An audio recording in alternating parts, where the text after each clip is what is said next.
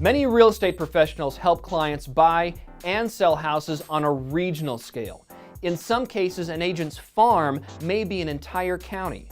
So, with so many different cities with their own set of laws and ordinances, how can you get and stay informed? Hey, it's David Stark from the Bay East Association of Realtors, and in this buzz, we're going to explore how Bay East helps you understand basic demographics, economic issues, and real estate-related laws for cities throughout Alameda and Contra Costa counties. Let's start on the Bay East website, which is located at www.bayeast.org. Click on the Government Affairs tab, and then click on City Information. This page presents city-level information and local ordinances that impact real estate transactions and home ownership. Accessing this information is easy. Just click on the name of a city and a PDF document will open.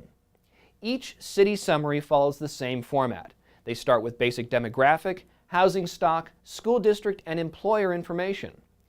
Next, we provide a summary of for sale and open house sign regulations. If the community has a time of sale requirement, we include the basic requirements and links for more information. Many communities fund public improvements and maintenance with special taxes, bonds, and assessment districts. The community summaries provide an overview of these taxes and districts. In the Potential Disclosure Issues section, we identify ordinances and other community issues that could be helpful in a transaction. Many real estate professionals represent investors, so we have basic information about rent control ordinances and other landlord responsibilities. We also summarize any special study or planning zones. Each city profile concludes with contact information for a variety of city departments, local school district, and utility service providers. This resource alone can save a lot of time when trying to track down information for your clients. We hope this information helps you navigate the various ordinances, requirements, and quirks that make all of our East Bay communities so unique.